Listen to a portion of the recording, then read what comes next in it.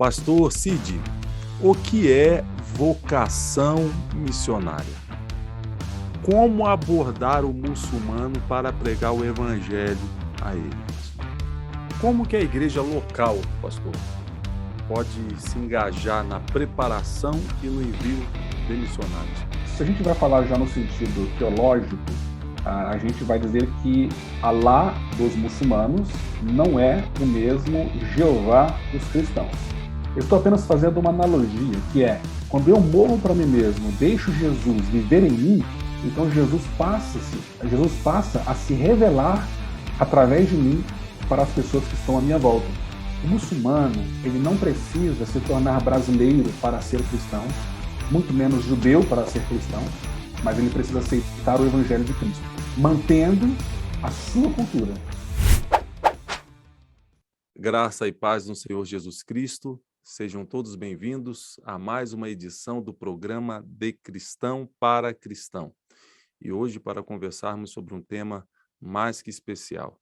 Eu não diria só mais que especial, eu diria mais que especial, necessário e urgente. Vocação missionária, missão transcultural e islamismo. A Bíblia diz: ide por todo o mundo e pregai o evangelho a toda criatura. Nós cristãos chamamos essa ordem de Jesus de a grande comissão. Mas quão engajados estamos na grande comissão? Quão engajados estamos na grande comissão, não só em nossas cidades, em nossos estados, em nosso país, mas sobretudo e principalmente em países cuja população majoritariamente não é cristã. Como evangelizar um muçulmano? Deus e Alá são a mesma entidade? Qual é a relação entre a Bíblia e o Alcorão? Como abordar o muçulmano com a mensagem do Evangelho? É sobre isso que nós vamos conversar hoje. E o convidado para nos ensinar e nos ajudar a pensar sobre esse assunto é alguém não menos especial. Ele é pastor, membro da Assembleia de Deus em Cachoeiro do Itapimirim, no estado do Espírito Santo, teólogo, pós-graduado em Relações Internacionais, possui cursos de liderança na Índia, Estados Unidos, Egito, Inglaterra, País de Gales, Gibraltar, França e Catar. Atuou na evangelização de muçulmanos e plantação de igrejas e formação de líderes em diversos países do mundo. É uma potência potencializada, pastor Cid Ramos. Seja muito bem-vindo, pastor, ao programa De Cristão para Cristão. Pastor Dantas, a paz do Senhor Jesus para o Senhor, a paz do Senhor Jesus para todos aqueles que estão nos assistindo neste momento. É um grande prazer, de fato um presente, poder participar, servir a todos os nossos irmãos neste dia, e fico feliz em poder compartilhar com esse tema, que é um tema, como já dito, de tamanha importância e tão especial nos nossos corações. Fico muito feliz mesmo, lisonjeado. Agradeço também ao querido pastor Elias pela oportunidade, a toda a equipe. E vamos lá, estou animado para o bate-papo. O pastor, o prazer é todo nosso em tê-lo conosco neste dia, para disponibilizar aí conosco sua experiência, sua bagagem cultural. Muito obrigado. Pastor Cid, o que é vocação missionária? Então, pastor Dantas, excelente pergunta. De fato, uma pergunta profunda, e nós poderíamos conversar muito sobre ela, mas de forma muito simples e objetiva. Eu diria que todos nós temos uma vocação e todos nós temos um chamado. Então, ao entender que todos temos, nos dá uma melhor compreensão do que é. Eu diria que o chamado é o preenchimento de um propósito. A vocação é um preenchimento de um propósito, e o preenchimento de uma forma específica. Nós, como cristãos, nós comumente falamos ou nos distinguimos entre aqueles que são vocacionados e os que não são vocacionados. Eu vou assemelhar esta palavra de vocação, a palavra vocação, para chamado. Não vou fazer distinção entre elas. Mas no meio cristão nós costumamos fazer essa diferença. Olha, eu sou vocacionado ou não sou vocacionado, sou chamado, não sou chamado. No entanto, eu gostaria de fazer uma afirmação mais abrangente. dizendo que a vocação é aquele espaço na nossa vida que é preenchido com um propósito e que todos temos. Sendo assim, acredito que também seja correto, pastor Dantas, nós afirmarmos que não há pessoa que não seja vocacionada e não há pessoa que seja chamada. Talvez a pergunta mais precisa seja: para que sou vocacionado e para que sou chamado? Falando em termos específicos de missões, eu não acredito que não haja um cristão que não seja missionário. Então, aplicando essa forma de pensamento, eu diria que todos os cristãos são missionários. A pergunta não é se sou missionário, mas sim para onde eu sou missionário. E sim, existem pessoas que são chamadas, são vocacionadas para um trabalho transcultural. E aqui cabendo distinguir também esse transcultural é outra cultura, né? Então, talvez um transcultural entre uma tribo, um trabalho indígena dentro do Brasil mesmo, ou um transcultural transnacional em outro país. Talvez alguns dos nossos ouvintes, dentre alguns dos nossos ouvintes, nós tenhamos pessoas que são chamadas especificamente para trabalhar em outro estado. Talvez tenhamos pessoas que são chamadas, são vocacionadas para trabalhar não geograficamente em outro local, mas são chamadas para trabalhar com um segmento específico da sociedade. Então, podemos mencionar alguns segmentos apenas para exemplo, mas temos pessoas que são chamadas para trabalhar, indiferente de geografia, com surdos, outras pessoas que são chamadas para trabalhar com grupos, a palavra correta seria segmentos específicos. Aqui no Espírito Santo nós temos quilombolas, nós temos os sertanejos no Nordeste, do nosso país, nós temos os ribeirinhos, predominantemente no Amazonas, no Amapá. Então, vocacionados específicos para alguma função. E ainda vou mais além, nós temos pessoas que são vocacionadas, indiferente de geografia, para servir ao Senhor através de sua eu vou chamar de sua vida, de sua profissão, dos seus dons e dos seus talentos. Então, conheço homens, mulheres de negócios que são vocacionados para isso. Então, respondendo objetivamente a pergunta, né, o que é a vocação? Eu diria que a vocação é a compreensão de para que eu sou chamado, é o preenchimento desse vazio que todos nós, seres humanos, temos. E aqui eu deixo bem claro, todos seres humanos temos. E, particularmente, nós cristãos temos esse vazio que precisa ser preenchido enquanto tarefa, e quando preenchemos isso, estamos cumprindo a nossa vocação, que pode ser geográfica, pode ser para um segmento da sociedade. Então, resumindo, não é se tenho ou não tenho, tenho. Agora, respondendo bem claro, não é se tenho ou não tenho, mas para onde tenho. Entendi. Pastor Cid, o senhor tem uma vasta experiência, trabalhou muitos anos na evangelização de muçulmanos. A título de contextualização, nós vamos aproveitar essa oportunidade para aproveitar seu conhecimento nessa área. Então, a título de contextualização, o senhor poderia nos contextualizar no que tange aos principais pilares do islamismo? Claro, pastor Dantas. Os muçulmanos, né? É muito comum nós encontrarmos pessoas que confundem o próprio termo em si, muçulmanos, né? Dizem, os muçulmanos seguem quem, né? Seguem Alá, seguem Maomé. Como é que funciona isso? Então, nós somos cristãos porque seguimos a Jesus Cristo, e a religião é o cristianismo. Os muçulmanos, eles são muçulmanos porque seguem o islamismo, ou o islão, né? E tem por seu profeta, ou acreditam em diversos profetas, mas o último profeta, segundo a crença islâmica, o último profeta que Deus enviou, foi este homem chamado de Maomé. Eu até conheço muitos muçulmanos aqui no Brasil que não gostam de utilizar o termo Maomé, eles preferem o nome em árabe mesmo, que é Mohammed. E os muçulmanos, eles acreditam em Deus, em Allah, mas a crença de Deus é uma crença bem diferente da nossa crença. Eles têm um livro, assim como nós temos a Bíblia, eles têm um livro sagrado que é chamado de Alcorão. Eles também têm outros livros sagrados também, mas esse é o livro principal que eles acreditam que não tem erros, né? E eles têm alguns pilares da fé, por assim dizer. Antes de falar dos pilares, eu acho que é importante mencionar que é uma religião que tem crescido muito nos últimos tempos. Correto também afirmar que hoje, entre a cada 5 pessoas, pelo menos uma pessoa no mundo é muçulmana. E em se tratando de fé, os muçulmanos eles têm alguns pilares. O primeiro pilar que os muçulmanos defendem, que é de sua fé, é chamado de o pilar da confissão. Em árabe eles dizem shahada. A confissão. E é bem interessante isso, porque quando uma pessoa quer se tornar muçulmana, eles não dizem converter-se ao islamismo, mas por acreditar que todos eram muçulmanos e se não são é porque se desviaram, então eles não utilizam o termo converter, mas utilizam mais corretamente o termo reverter ao islamismo.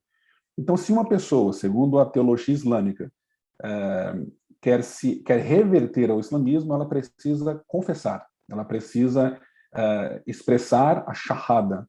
E essa confissão é uma confissão simples, que se dita de todo o coração, a pessoa, então, ela se torna uma muçulmana. E essa confissão diz que não há Deus além de Deus e que Maomé, ou Muhammad, é o profeta derradeiro, é o último profeta que Deus enviou.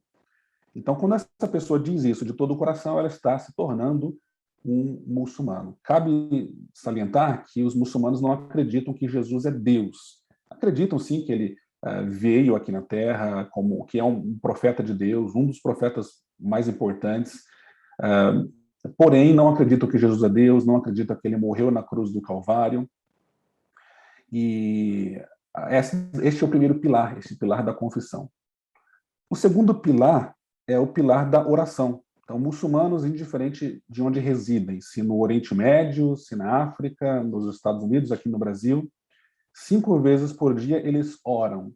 Então, no nascer do sol, de manhãzinha eles oram, no decorrer do dia também param para orar e fazem a última oração, a quinta oração, já quando o sol está se pondo.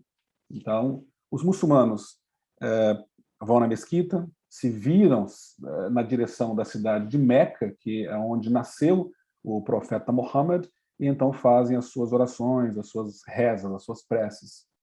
Este, então, sendo o segundo pilar, o segundo pilar da fé islâmica. Um terceiro pilar, de forma bem resumida, é o zakat, ou a contribuição, a esmola. Todo muçulmano deve dar 2,5% de sua renda para a expansão do islamismo. Quarto pilar, assim como nós temos os nossos meses, no nosso calendário, né, janeiro, fevereiro, março, os muçulmanos têm um mês que é chamado de Ramadã, onde eles cumprem o pilar que é o Saum, que é o jejum. Então, durante todo o mês, do nascer ao pôr do sol, todos os muçulmanos, e repito, indiferente de onde estejam no mundo, eles jejuam. Há muito que ser dito também deste mês. O quinto pilar é o pilar da peregrinação, que é chamado de Hajj. Todo muçulmano que tem condições para isso, né, financeiras e outras condições, ele deve ir, pelo menos uma vez na sua vida, para a cidade de Meca, também Medina, onde nasceu o profeta do islamismo, onde peregrinou o profeta do islamismo, também em Medina.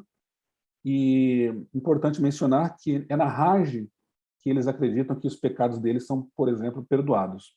Então, são 5 pilares da fé islâmica. Alguns teólogos dizem 6 e acrescentam aí talvez jihad, mas isso é minoria.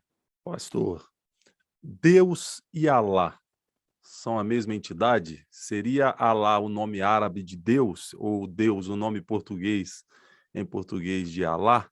Pastor Dantas, essa é uma pergunta também extremamente interessante, porque há aqueles que polemizam sobre o assunto e aqueles que discutem enfadonhamente e batem o pé falando é ou não é.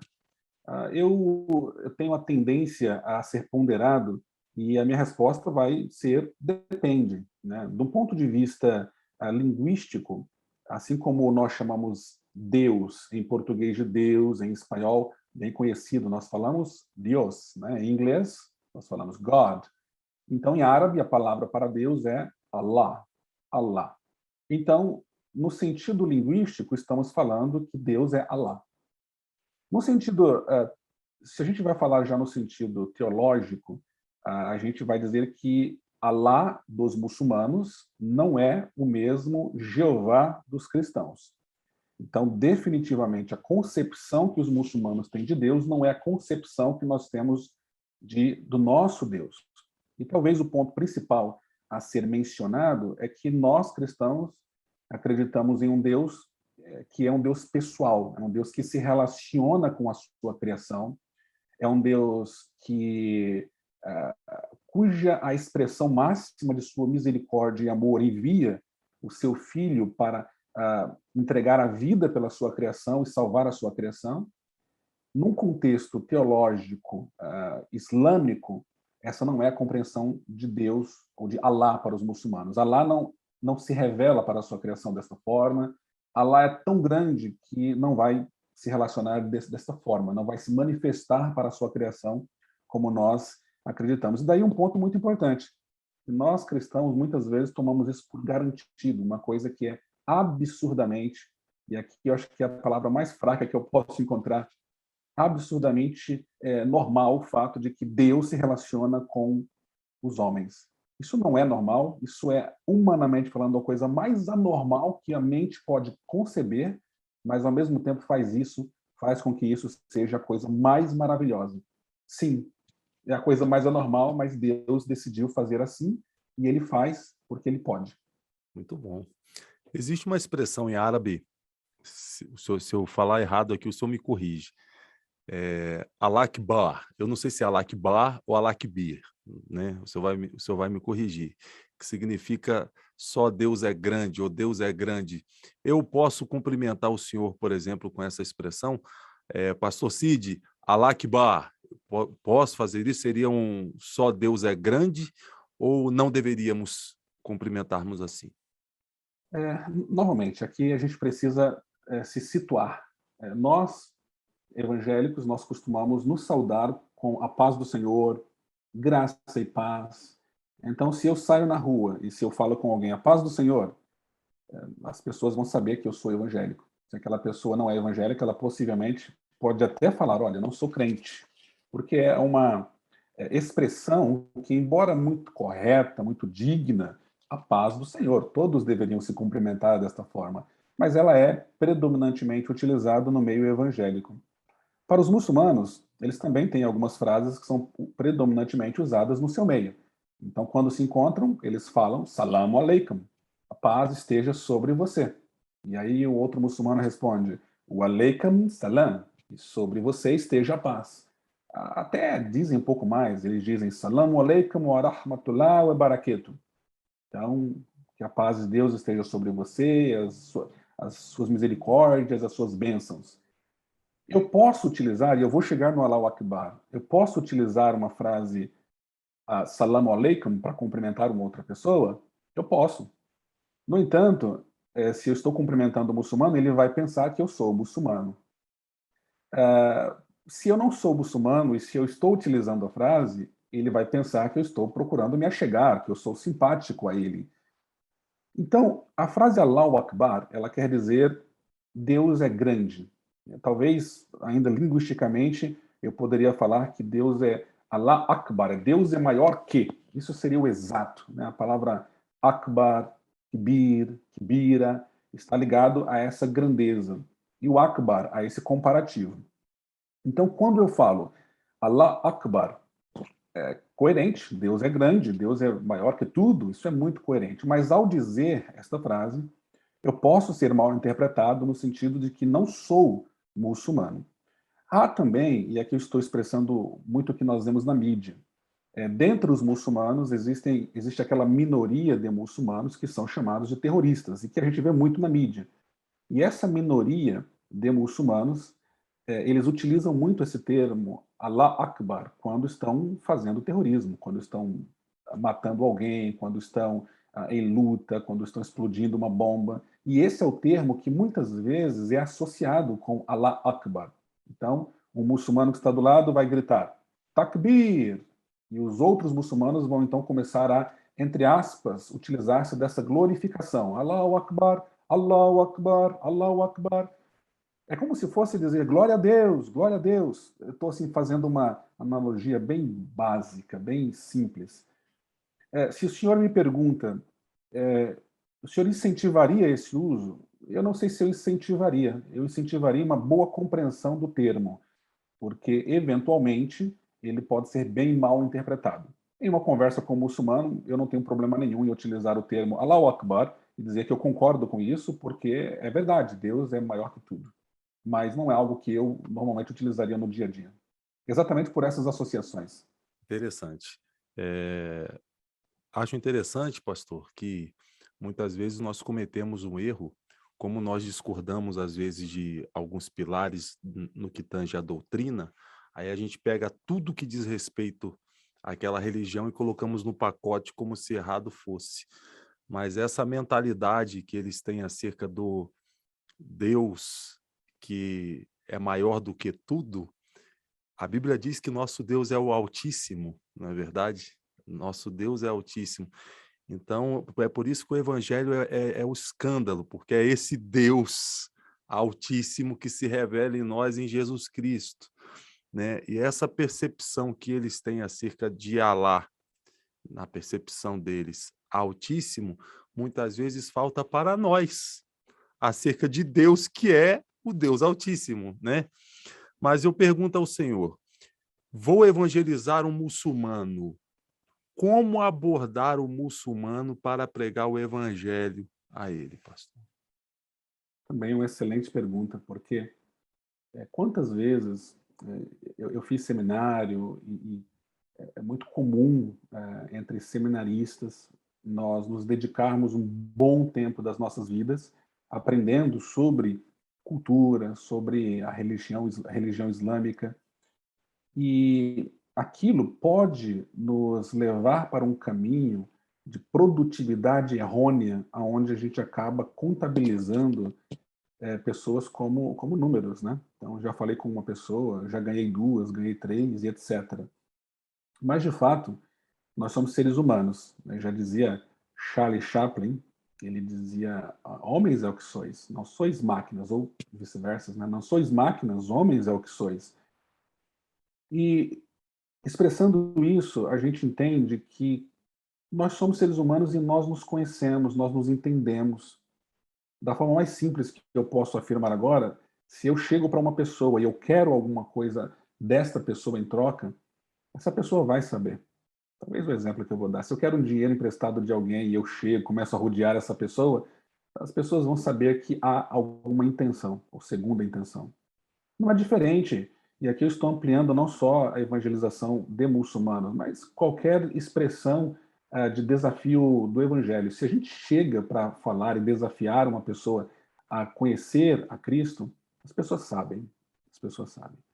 Agora, mais do que isso, o evangelho não é simplesmente uma mensagem falada, nós não estamos contabilizando simplesmente números. Nós amamos as pessoas, nós respeitamos as pessoas, nós respeitamos a história de cada pessoa, e o que nós queremos de todo o coração é amar, porque essa é a mensagem bíblica. Nós queremos amar as pessoas como Jesus nos ensinou a amar, como ele nos ordena a amar. Então, ao se achegar a um muçulmano, e me permitam abranger isso a qualquer outra pessoa que não seja de nossa fé. A primeira forma, nós devemos amar e respeitar esta pessoa, em sua história, em suas crenças, seja lá qual for. Nós não devemos desrespeitar. E ao amar essa pessoa, nós devemos descer no mundo dela, entre aspas. Eu vou utilizar esse termo descer no mundo dela, porque foi isso que Jesus fez conosco. Jesus, sendo Deus, escreve Paulo aos Filipenses, ele não se apega ao fato de ser Deus, ele não usurpa o fato de ser Deus, mas ele esvazia-se a si mesmo, ele toma forma de servo, de ser humano. E ao tomar forma de servo, de ser humano, de se identificar-se com a sua criação, ele é fiel, fiel até a morte naquele propósito, e a pior morte que se pode ter, que é a morte de cruz. Então, o que nós fazemos quando vamos aos muçulmanos? A primeira coisa é que nós nos esvaziamos de quem.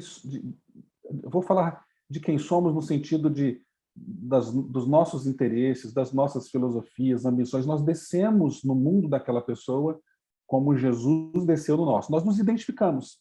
Ao me identificar, talvez seja mais claro quando eu digo que, em um outro contexto, eu me identifico, talvez, aprendendo a sua cultura, falando a sua língua.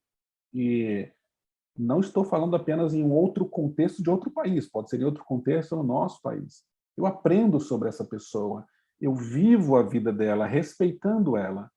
E ao respeitá-la, eu preciso ser fiel a estes princípios como Jesus fez, estar até mesmo disposto a morrer, e essa morte de cruz que Jesus disse, que é morrer para mim mesmo, deixar Cristo viver em mim, para poder então ressuscitar na vida dessa pessoa. Eu estou apenas fazendo uma analogia, que é, quando eu morro para mim mesmo, deixo Jesus viver em mim, então Jesus passa a se revelar através de mim para as pessoas que estão à minha volta.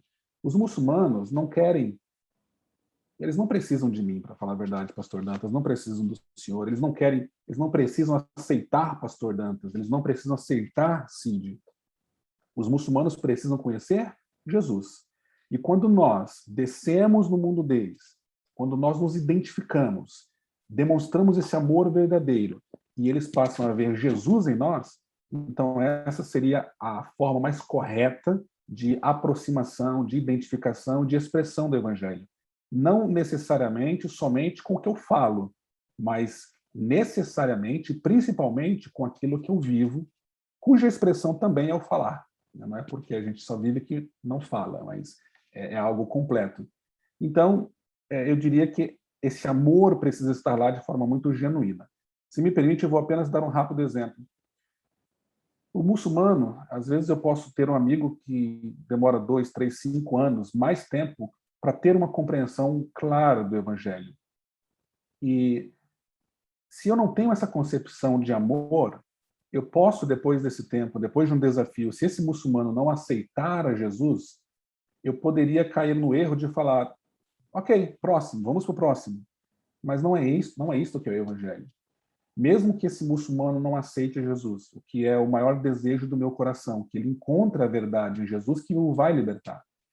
Mesmo que ele decida negar, mas eu não posso deixar de amá-lo. E isso é o amor de Cristo. Isso é o amor de Cristo. Então essa é a forma de se aproximar. Não olhando pessoas como números, como informações que vou colocar em um relatório, ou como informação que eu vou me ostentar em um púlpito de uma igreja, mas com pessoas que têm uma história, que precisam ser respeitadas e amadas. Essa é a forma de nos aproximar. Eu costumo dizer que o evangelho, quando pregado em essência, ele é um escândalo em qualquer cultura, para qualquer povo. É um escândalo. E acho interessante também que na oração sacerdotal, Jesus vai dizer que o mundo saberia que nós fomos enviados por Deus pela maneira como nós nos amamos. Eu acho isso fantástico. O mundo que não conhece a Deus vai saber que nós somos enviados por Deus pela maneira como nós nos amamos. Isso é revolucionário, revolucionário. Pastor Cid, aproveitando sua experiência e conhecimento, eu não disse aqui no início da entrevista, mas o pastor Cid também é professor de islamismo na Escola de Missões da Assembleia de Deus, né, pastor? Professor de islamismo e missões, né? Os muçulmanos, eles dizem que a Bíblia foi adulterada. Eles fazem essa afirmação. Nós adulteramos a Bíblia. Qual é o valor de nós termos essa compreensão da inerrância bíblica se temos a pretensão de evangelizar o muçulmano? Porque eu imagino que, se nós não tivermos bem claro essa doutrina da inerrância bíblica, nós teremos problema na hora que formos evangelizar ou tentar evangelizar um muçulmano. Sim, sim, sim. É extremamente importante para aquele que vai trabalhar com muçulmanos que tenha essa compreensão, primeiro, de que a Bíblia é a palavra de Deus, definitivamente a palavra de Deus, perfeita palavra de Deus, e que é importante entender. Os muçulmanos têm o seu livro sagrado, como já mencionei agora há pouco, que é o Alcorão.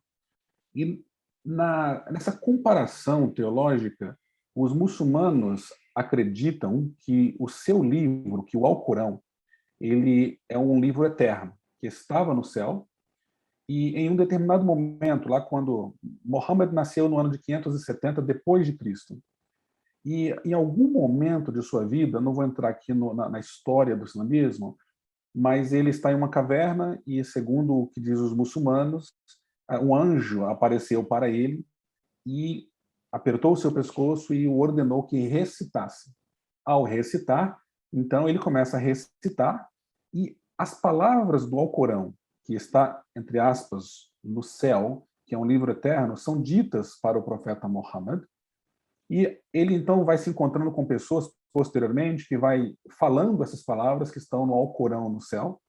Posteriormente, essas pessoas vão escrevendo isso daí em pedra, materiais da época, deixando registrado, e então é compilado o Alcorão. Em outras palavras, eles estão dizendo que o Alcorão que eles têm hoje nas mãos em árabe é o livro perfeito, que é exatamente o que está no céu.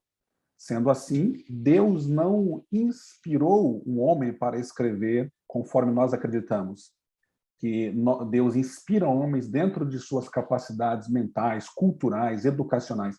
Não foi assim com o islamismo. Com o islamismo, Deus escreve exatamente as palavras que estão naquele livro no céu, e logo, para eles, o Alcorão é um livro perfeito, sem erros. Daí essa necessidade que o muçulmano tem de fazer a comparação. Então, eles olham para a Bíblia e falam logo, se vocês têm um livro, esse livro é o livro perfeito que não tem absolutamente nada de imperfeito. Então, há uma guerra teológica entre cristãos e muçulmanos quando afirmam o quê? Primeiro, nós afirmamos que existem diversos erros. Nós afirmamos que há diversos erros no Alcorão. E aí eu poderia listar inúmeros erros no Alcorão, mas isso é um absurdo na cabeça de um muçulmano que cresceu aprendendo que não há erro nenhum. E os muçulmanos, por sua vez, vão citar algumas coisas que nos é conhecido, que está na palavra de Deus, mas que são pontos de reflexão. Normalmente, na própria Bíblia, nós colocamos no rodapé alguns comentários. Então, existem alguns comentários na nossa Bíblia que diz, olha, no original, esse texto está falando isso. Olha, no original, olha, a melhor tradução foi esta. Olha, esse texto foi agregado posteriormente em tal data. E isso para a gente é conhecido, mas os muçulmanos vão pegar esses pontos e vão falar, essa Bíblia não é perfeita, porque houve uma alteração humana. O que os muçulmanos erram é que normalmente é dito que a Bíblia foi alterada, foi adulterada, e aqui há uma seríssima afirmação, mas nunca é dito quem foi que alterou, quando foi que foi alterada. Nunca é dito. Então é sempre uma luta teológica. Eu diria que há duas formas de nós aproveitarmos há duas formas de nós vermos essa situação. Uma delas é não aproveitando, é realmente criando inimizade, é realmente você expondo arrogância. A outra forma é você expondo sem corromper os nossos valores, que nós realmente acreditamos que a palavra de Deus é a palavra de Deus, ela não tem erros, ela é perfeita, ela foi totalmente inspirada pelo Espírito Santo, mas quando você abre-se ao diálogo e você começa a perguntar sobre o próprio Alcorão, e quando você abre-se ao diálogo para poder aprender, sem, repito, alterar a nossa própria crença e os nossos próprios valores. Há espaço para isso.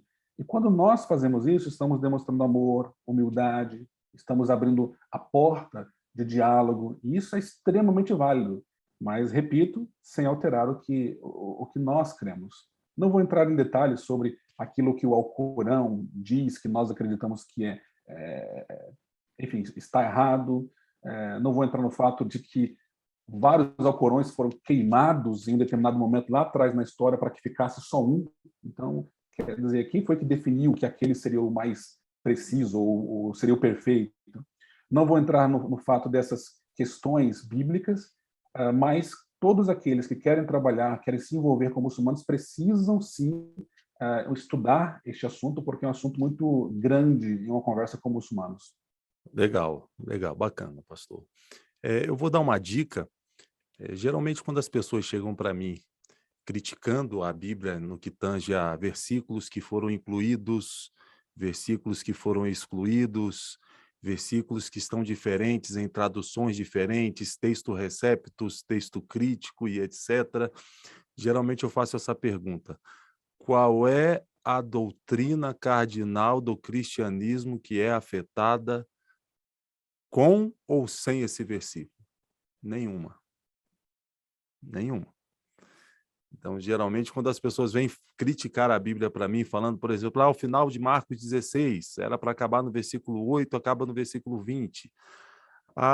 e a passagem da mulher adúltera, que Jesus estava escrevendo no chão, e outros, que não é o assunto aqui da entrevista, mas geralmente quando as pessoas chegam para mim para fazer esse tipo de abordagem, a pergunta que eu faço é essa: ok, qual é a doutrina cardinal da fé cristã, do cristianismo, que é afetada com essas passagens ou sem essas passagens? Acho que um ponto bom, se você me permite só adicionar, um ponto muito interessante também a ser dito sobre isso é que, para o muçulmano, a língua de Deus é o árabe. Então, qualquer outra tradução do Alcorão pode-se dizer que é uma tradução do Alcorão, mas não é o Alcorão. Então, nós acreditamos na Bíblia e a Bíblia traduzida para a gente, em suas muitas versões, não deixa de ser a Bíblia. É um livro sagrado.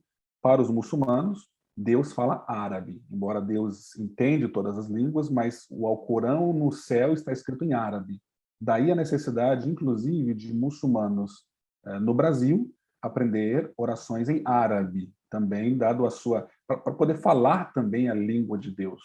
Isso daí é um ponto muito interessante, né? E no caso da palavra de Deus traduzida na nossa língua, no português, com as suas diferentes versões, reafirma o que o senhor disse: nenhuma doutrina ela é afetada por, se pegarmos toda a Bíblia, talvez uma meia página, toda a Bíblia, com todo esse tempo, desde sua escrita e todo o seu tempo de existência, com a perfeição que nós temos hoje, talvez uma meia página de assuntos que poderíamos conversar, mas mesmo assim nós temos claras respostas e evidências, e em nada é alterado qualquer doutrina bíblica. A doutrina da Trindade, por exemplo, que os muçulmanos tanto atacam, ela em nada é alterada pelo que está escrito na Carta de João e etc.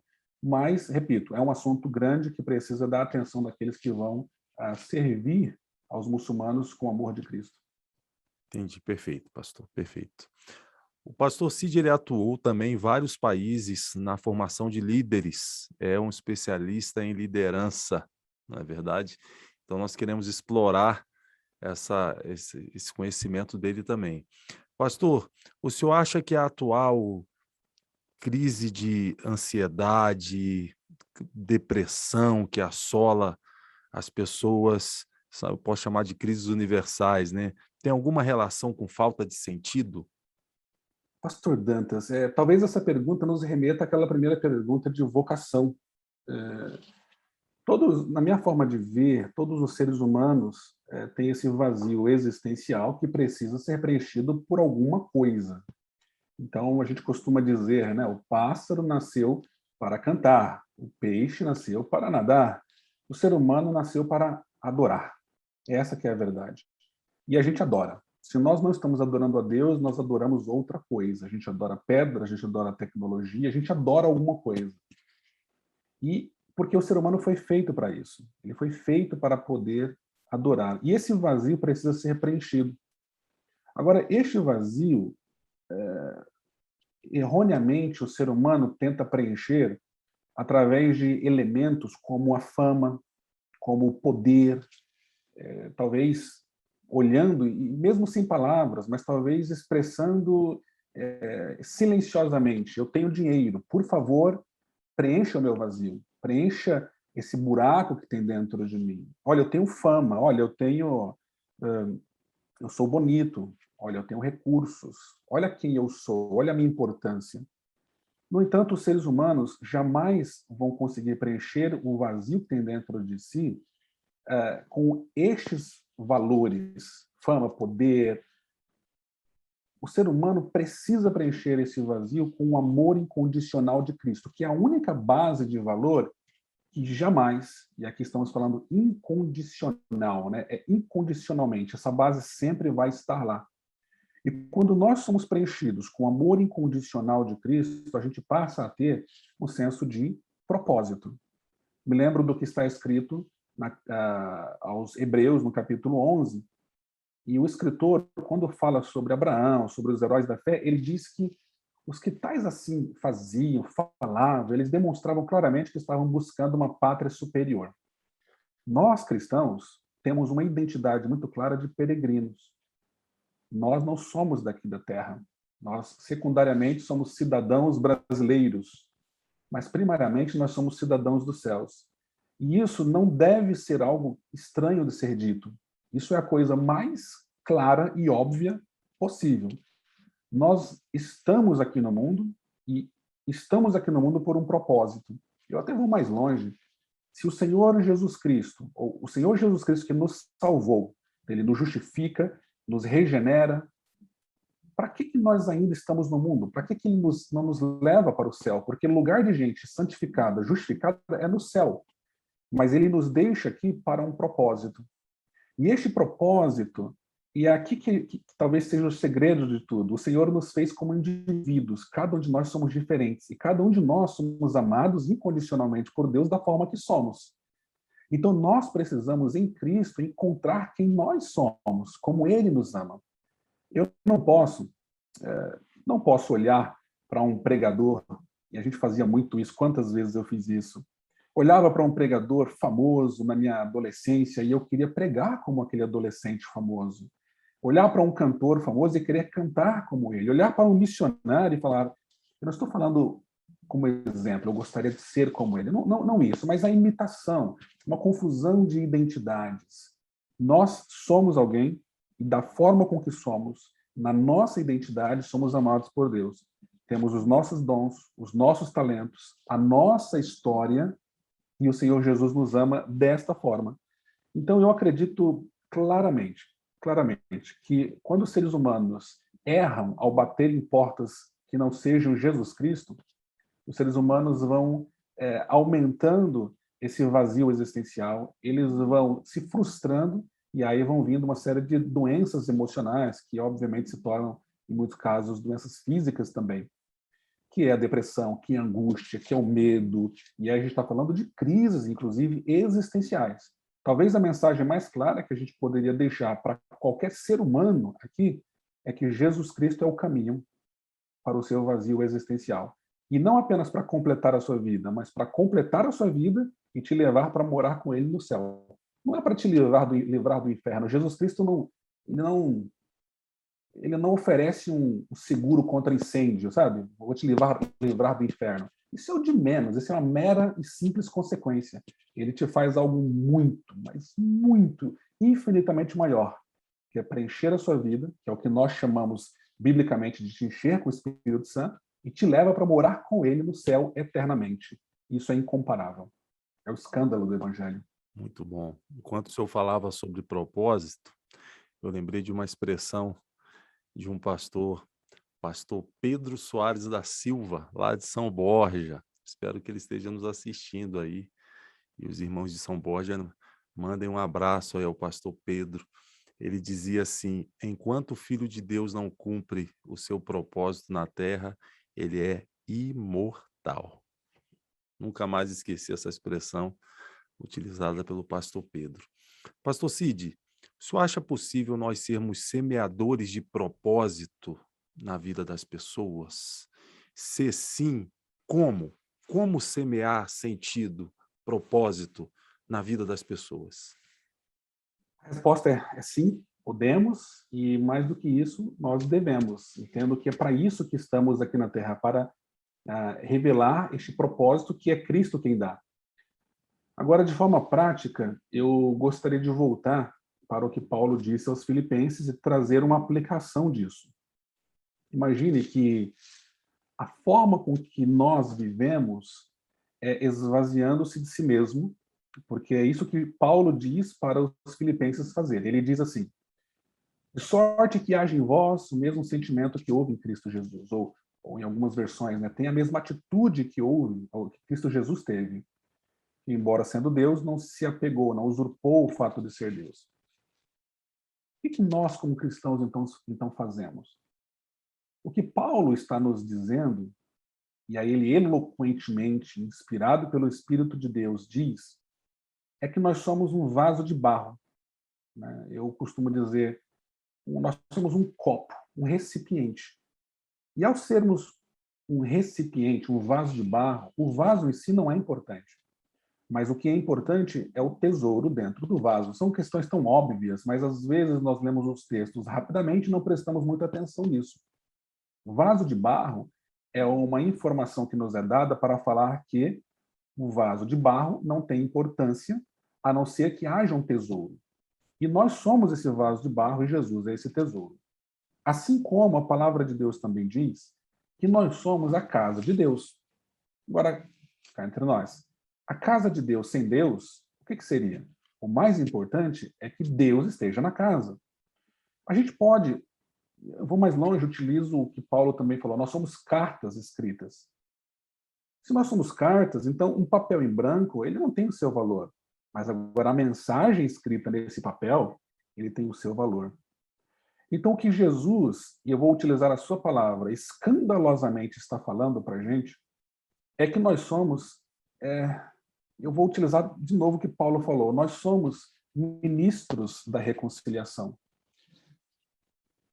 Pensando sobre isso, a gente fala, puxa, mas não é somente Jesus que é o intermediador entre Deus e os homens? Sim, Jesus é o intermediador.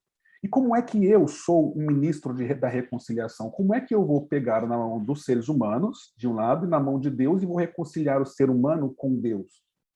Não sou eu, mas é Cristo quem está em mim. Eu sou apenas o vaso de barro, eu sou apenas a casa de Deus, eu sou apenas a carta escrita. Eu sou apenas aquele embaixador. É como se fosse embaixador que Paulo disse aos Coríntios. E mais ainda, quando Cristo passa, quando nós morremos em nós mesmos, Paulo disse, sou crucificado, eu fui crucificado, já não vivo mais eu, mas agora é Cristo quem vive em mim. Né? A vida que vivo eu, já não vivo mais eu, é o Filho de Deus quem vive. Então, quando nós somos crucificados, quando nós ressuscitamos em Jesus, quando Jesus nos dá essa nova vida, quando o que é velho fica para trás, os nossos pecados são perdoados, nós nos tornamos novas criaturas em Jesus. Então, Jesus passa a operar em nós. E aí vem Paulo e diz, e operando Deus, agindo Deus, quem é que vai impedir? Quem é que vai ir contra? É Deus quem o justifica. Então, quando as pessoas olham para nós, elas estão vendo Jesus. Nós, então, estamos pegando nas mãos das pessoas, não nós, mas Jesus em nós, que é o único intermediador entre Deus e os homens, está conectando as pessoas com Deus. Seria escandaloso, e aqui espiritualmente falando, né, seria o paradoxo humano do Evangelho, porque o que Deus está nos direcionando é para que nós sejamos, então, esse embaixador. E Paulo diz, é como se Cristo apelasse através de nós. Quando eu ando na rua, as pessoas devem olhar para mim e elas devem se sentir incomodadas. Eu vou usar o verbo correto. Elas devem se sentir apeladas. Quando eu estou andando de ônibus e sento num banco e alguém está ao meu lado, essa pessoa deve sentir um apelo através da minha vida. Paulo vai ainda mais eloquentemente, ele diz que é tão profundo isso, o fato de Jesus habitar em mim, eu ser cheio do Espírito Santo, que eu tenho o cheiro de Cristo, a fragrância de Cristo. As pessoas precisam olhar para mim e falar, eu sinto Cristo em você. Sendo assim, a pergunta sobre propósito, eu devo ser um semeador de propósito? Você pode ser, deve ser, porque é isso que as pessoas vão ver em você. A resposta para todo dilema, não apenas da vida, mas da vida dentro de toda a eternidade, que é única e exclusivamente Jesus Cristo, que morreu para ser o Salvador e que deseja ser o Salvador, e não apenas o Salvador, mas também o Senhor, direcionando todos os passos da sua vida, das nossas vidas, para todo sempre. As pessoas estão perdidas, pastor Dantas, perdidas. Elas querem isso. Concluo dizendo que esses dias eu estava escutando uma palestra de pessoas não cristãs.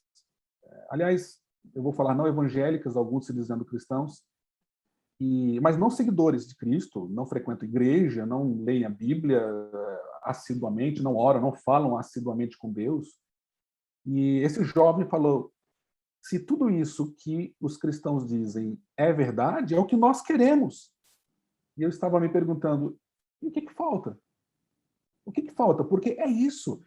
O que Jesus oferece não é, obviamente, uma vida sem problemas, mas ele oferece o melhor, ele oferece andar conosco em uma vida cheia de problemas e aflições. E mais, em uma vida muito curta, um espaço de tempo muito pequenininho que chamamos de vida, que para alguns é 70, ou são 70 anos, para outros 90, mas nesse pequeno espaço existe um objetivo porque estamos aqui. E Jesus Cristo é a figura central deste objetivo.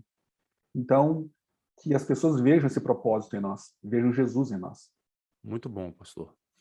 Pastor, o senhor já atuou em vários países do mundo, no Ocidente, no Oriente. Eu acredito que nós corremos um risco de que, quando vamos para outras nações levar a mensagem do Evangelho, nós ocidentais levarmos a mensagem do Evangelho de forma meio ocidentalizada. Pergunto, como que é possível fazer para a gente decodificar o Evangelho, tirar os traços ocidentais da mensagem do Evangelho, para que nós possamos levar o Evangelho puro ao Oriente, às outras nações? E a gente precisa partir dessa compreensão exatamente de sua pergunta, né? A sua pergunta ela traz muitas respostas nela mesma, porque quando nós vamos trabalhar, nós vamos falar de Cristo, a gente precisa, eu vou usar o termo que já utilizei, bíblico. Isso é chamado de ministério encarnacional. A gente precisa descer no mundo das pessoas, se identificar com elas. Jesus, ele fez isso, porque Jesus está no céu, e eu vou colocar de uma forma tão simples, na nossa compreensão humana. Jesus está no céu e Jesus não veio trazer uma palavra, Jesus não veio trazer uma mensagem para a terra. Pelo contrário, é o que difere o cristianismo de outras religiões. Jesus não veio trazer uma mensagem, mas Jesus é a própria mensagem. Então, Jesus sendo a mensagem, o verbo de Deus que se fez carne e habitar entre nós, ele desce ao nosso mundo, e descendo no nosso mundo, como já dito, ele então se adequa. Ele escolhe um local geográfico, ele escolhe uma língua para poder aprender, mais do que uma, de fato, ele aprende como se relacionar com os mais jovens, os mais velhos, mas naquela cultura. E naquele contexto geográfico, ele se expressa. Então, ele expressa a mensagem, que é ele mesmo. Ele olha à sua volta e ele utiliza-se de informações que as pessoas compreendem. Quando ele olha para o deserto, e diferente do que às vezes nós pensamos sobre as nossas rochas aqui do Brasil, por exemplo, né, ele olha para aquelas rochas do deserto, de cor desértica, sedimentadas, e ele diz, ele fala ele dá um exemplo, ele fala, olha, existem, estou colocando de forma tão simples aqui, né? Mas sabe aquelas pessoas que constroem a sua casa em cima da rocha? E aí ele usa o termo rocha, olhando para aquela rocha. E ele fala, sabe aquele também que constrói a sua casa em cima da areia? Então ele está olhando para aquela areia daquele deserto. Agora veja bem, há um princípio nisto que é a mensagem em si, e essa mensagem ela é passada utilizando-se de elementos daquela cultura. Quando Jesus tem a sua ceia, ele pega um pão, que é um pão judaico, ele pega um vinho, que é um vinho judaico, e ele então expressa uma mensagem. Ele diz, esse é o meu corpo que é partido por vós. E ele depois diz, da mesma forma, olha, que vocês agora comeram, esse aqui é o meu sangue, que foi, esse é o sangue da nova aliança. Só que ele está utilizando elementos culturais. Quando nós pegamos a mensagem do Evangelho, que é o Senhor Jesus, e nós trazemos para a nossa cultura no Brasil, então existem coisas no Brasil que são culturalmente brasileiras. O que eu quero dizer com isso? Que não é necessário que eu utilize o cabelo como o judeu utilizava, eu não preciso vestir as roupas que o judeu vestia, eu não preciso falar a língua de um judeu para que eu me torne um cristão. Eu não preciso olhar para aquela rocha que Jesus mostrou e para aquela areia. Eu posso olhar para a minha rocha aqui, para a areia de uma praia, que normalmente é o que nos vem na cabeça, e eu posso utilizar esses princípios da mesma forma, que é o Evangelho. Então, em outras palavras, o que Jesus fez, estando no céu, ele pega a mensagem que é ele mesmo, ele codifica essa mensagem em uma cultura, que é a cultura judaica. Agora, isso foi registrado na Bíblia, na palavra de Deus. O que nós precisamos fazer enquanto cristãos, pregadores do Evangelho, é pegar essa mensagem, e eu vou utilizar o termo decodificar, e não me entendo erradamente, eu não estou falando em nada alterar a palavra de Deus, porque ela é a palavra de Deus perfeita, eu estou falando tirar aquele contexto cultural e aplicar a mensagem na nossa cultura. A mensagem perfeita, o evangelho perfeito. Posso dizer, então, que se eu estou em uma cultura, e aqui quando a gente pega os livros de antropologia missionária, existem diversos exemplos. Se eu pego uma tribo em Papua Nova Guiné, ou alguma tribo indígena onde pessoas moram em cima da árvore e, ao descer, elas não têm chão, elas descem no barco, porque todo o seu modo de vida, o seu local de viver é em cima da água. E quando eu vou traduzir a Bíblia para elas, eu não posso, e aqui estou falando de tradução bíblica, né? Mas seria muito complicado se eu apenas traduzisse e falasse: você precisa construir a sua casa em cima da rocha, quando elas não sabem o que é rocha, ou areia, quando não sabem o que é areia. Há uma linha de tradução bíblica que diz, ou que traduz a Bíblia, inclusive, decodificando a mensagem, falando que mais sábio é aquele que constrói a casa em cima da árvore, não que constrói mais embaixo. O mais embaixo é tolo. Então, essa forma, essa interpretação, ou essa forma de tradução bíblica, ela está, de certa forma, decodificando. O muçulmano, e aqui eu vou me manter no meu contexto de Oriente Médio, Norte da África, o muçulmano, ele não precisa se tornar brasileiro para ser cristão, muito menos judeu para ser cristão, mas ele precisa aceitar o evangelho de Cristo, mantendo a sua cultura, o que não for diabólico de sua cultura, que às vezes tem alguns traços diabólicos, e a gente cita alguns casos, mesmo entre tribos indígenas, onde há matanças de crianças, etc. O que é diabólico indiferente de cultura, mas o que é cultural e não afeta o evangelho, então o evangelho pode ser expresso naquela cultura. É o que nós chamamos então de decodificação e codificação do evangelho. Daí um pouco da dificuldade, aí eu não estou trazendo nenhuma crítica, mas um pensamento. Nós precisamos de elementos judeus ou judaicos nas nossas igrejas? Precisamos. Até que ponto aqueles elementos culturais são de fato a mensagem do evangelho? Então fica um pensamento para a gente, né? O que nós precisamos é do evangelho, da palavra perfeita de Deus. Muito bom. Pode ser que tenha alguém que esteja nos ouvindo agora que se sinta vocacionado a atuar como missionário no mundo islâmico. Pergunta ao senhor, como deveria ser a preparação dessa pessoa para ser um missionário no meio islâmico? Perfeito. A minha paixão, treinamento, a nossa oração de que não apenas uma, mas que milhares de pessoas decidam entregar a vida para trabalhar entre os muçulmanos. É muito amplo falar trabalhar entre muçulmanos. Trabalhar entre muçulmanos fazendo o quê? Trabalhar entre muçulmanos onde? Estamos falando de bilhões de muçulmanos. Eu diria que o primeiro passo para começar a se envolver com muçulmanos é fazer o curso de missões.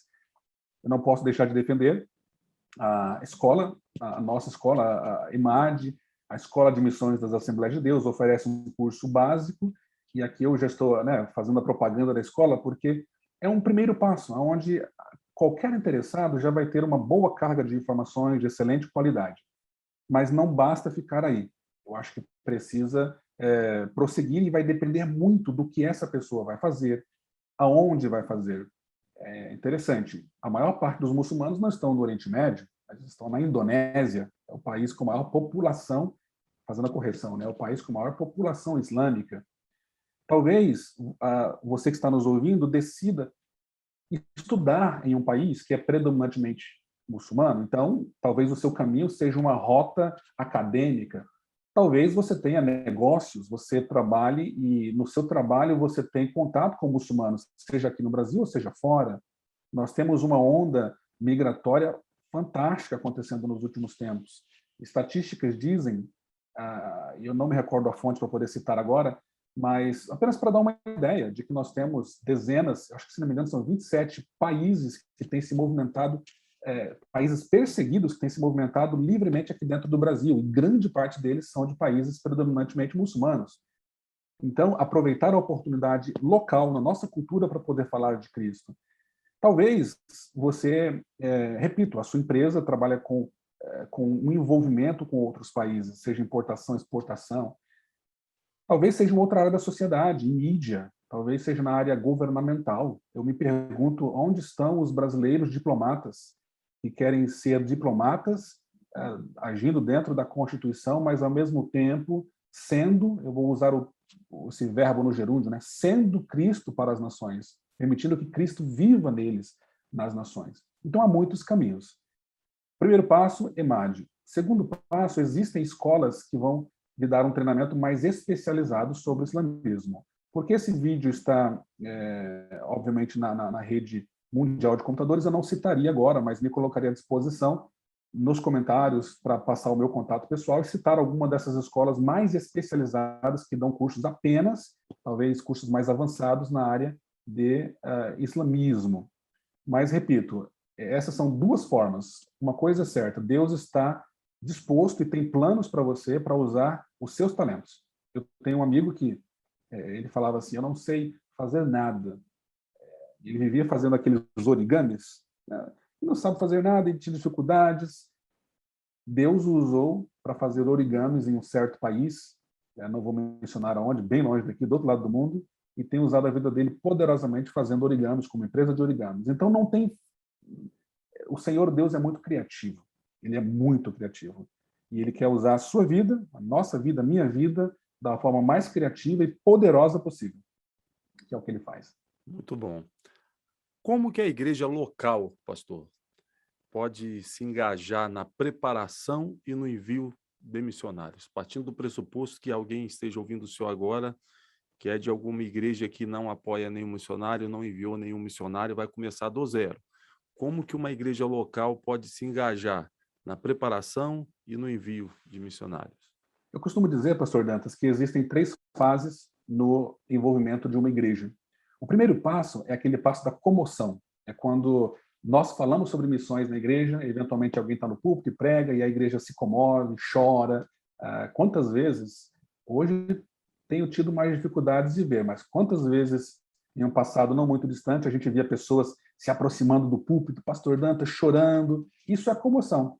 Eu não acho que é algo ruim, mas, aliás, eu acho que é um passo necessário. A comoção, que seja chorar ou aquela comoção interna, ela é necessária, mas é o primeiro passo de envolvimento. O segundo passo é o passo do lançamento. É quando a igreja fala, não vou apenas me comover, mas vou me lançar para fazer missões.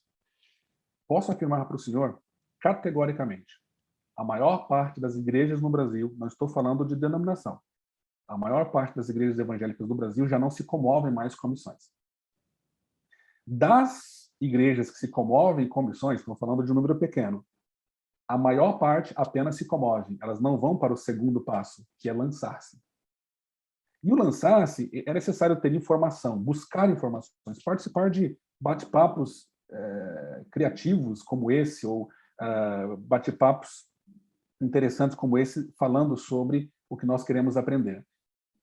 Agora, existe um terceiro passo, que talvez seja o passo mais sério, que é aquelas igrejas que não apenas se comovem, não apenas se lançam, mas elas se mantêm em missões, que é o trabalho sustentável, que é compreender que o trabalho de missões não é feito do dia para a noite, ele não é feito apenas por sensacionalismo, ele é um trabalho árduo, é um trabalho que não tem muita mágica, não tem muita superstição.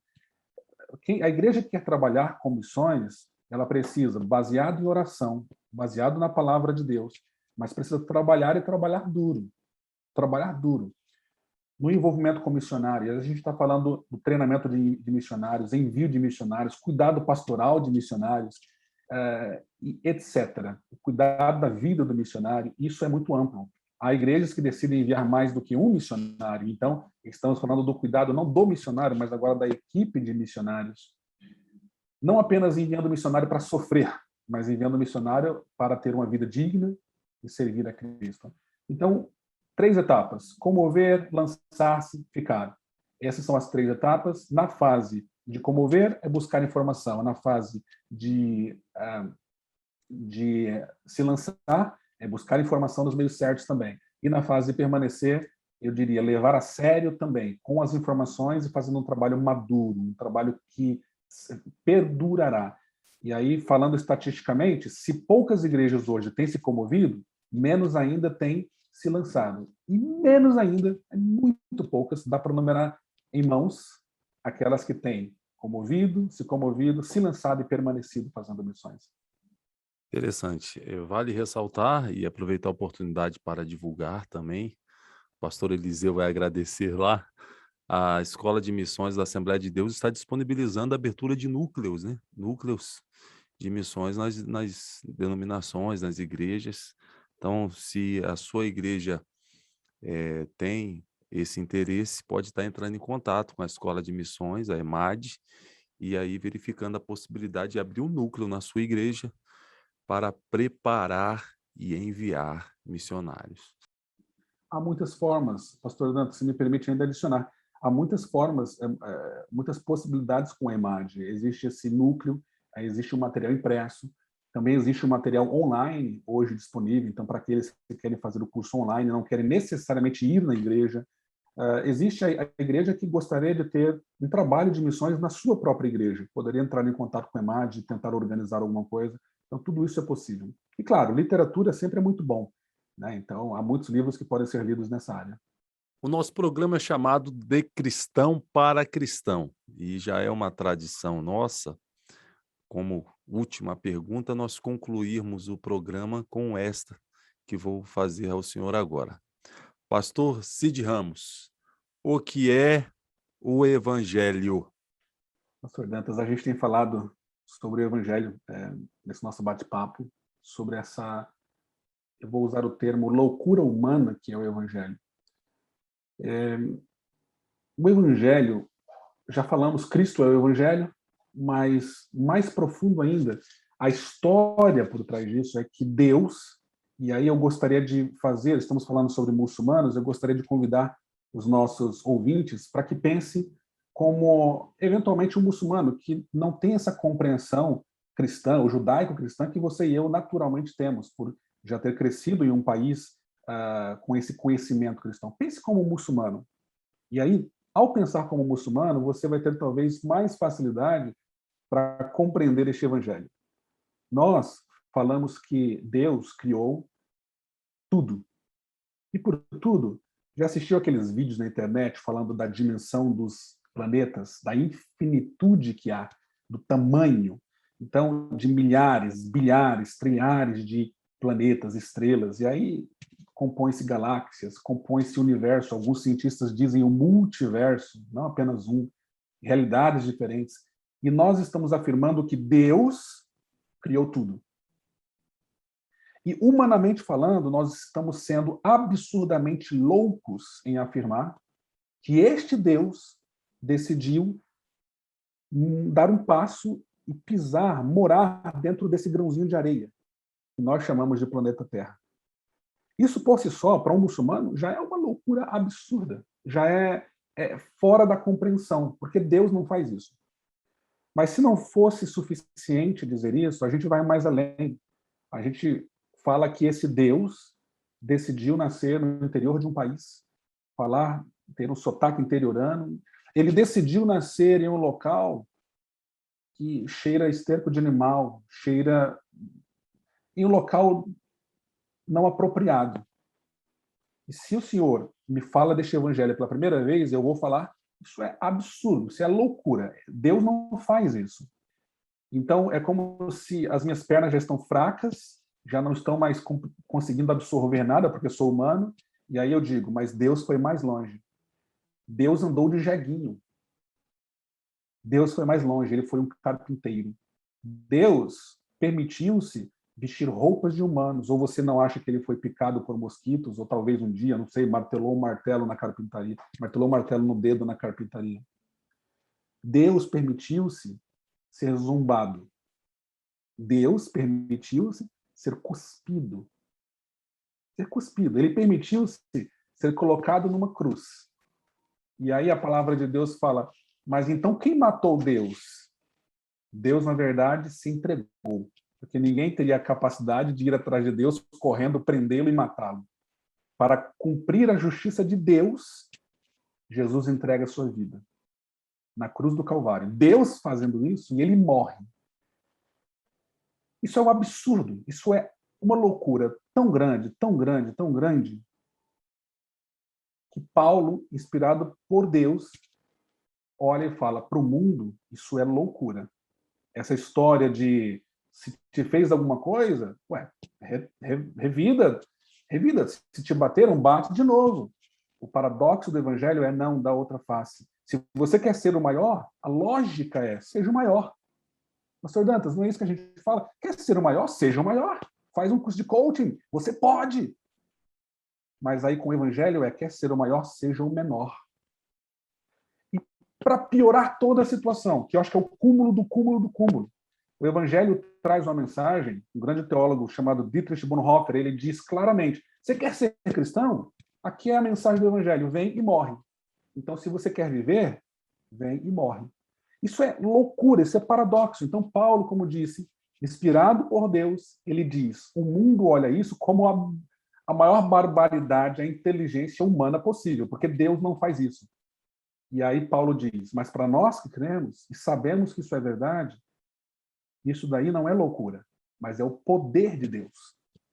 Então, talvez o maior poder de Deus é quando a gente pergunta, mas por que Deus fez isso?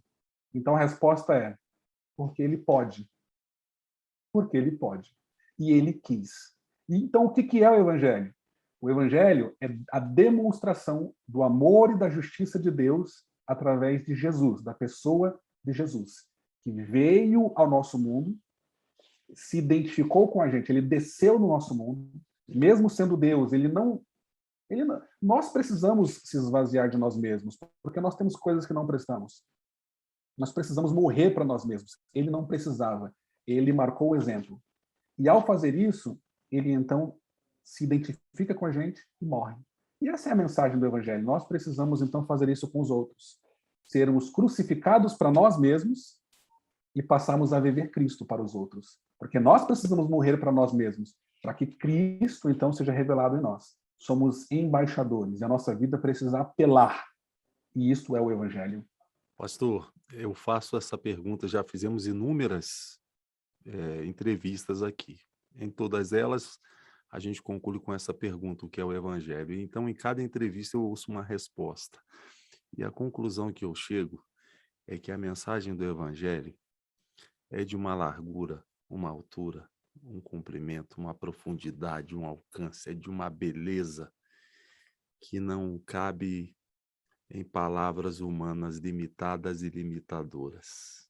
É de uma beleza que excede o nosso entendimento e, ao mesmo tempo, de uma simplicidade que cabe numa expressão, boa nova. É algo sublime, é algo poético e, ao mesmo tempo, algo transcendente. Pastor, muito obrigado por sua presença, sua cooperação conosco. Tenho certeza que foi de uma elucidação muito grande e muito obrigado mesmo. Que Deus possa abençoar o senhor, abençoar seu ministério, abençoar a igreja aí em Cachoeiro do Itapemirim, né, no belíssimo estado do Espírito Santo, abençoar sua família, a igreja, e vamos marcar uma outra entrevista sobre uma outra temática, porque eu sei que dessa laranja aí sai muito caldo, pastor. Deus abençoe muitíssimo, muito obrigado. Pastor Dantas, eu que agradeço o senhor, agradeço aí toda a equipe que está nos auxiliando, mais uma vez agradecendo ao pastor da igreja também, pastor Elias, deixando aqui também a todos os nossos ouvintes a paz do Senhor, aqui da minha igreja, aqui da igreja que sirvo, sob o pastorado do pastor Humberto Batista da Silva, Assembleia de Deus, Ministério de Cachoeiro de Itapemirim, todos são convidados, passando aqui na conhecida cidade secreta do mundo, então todos são convidados a virem aqui para a gente tomar um café, para adorarmos ao Senhor juntos. E eu realmente espero que esse nosso bate-papo tenha, de alguma forma, abençoado a vida daqueles que estão nos escutando. De coração, eu espero que Cristo tenha se revelado em nós através dessas palavras. Que não sejam meras palavras, mas que haja transformação através desse tempo que a gente passou junto. Que as vidas que foram tocadas, que tomem decisões em Cristo, que sejam encorajadas em Cristo, que tenham uma vida melhor em Cristo, depois desse nosso tempo juntos. Essa é a minha oração. Que o amor de Deus, a graça de nosso Senhor e Salvador Jesus Cristo, a comunhão e as consolações do Espírito Santo seja com todos vocês, não só hoje, mas para sempre. Um beijo no coração e até o próximo programa, se assim Deus permitir. Deus abençoe.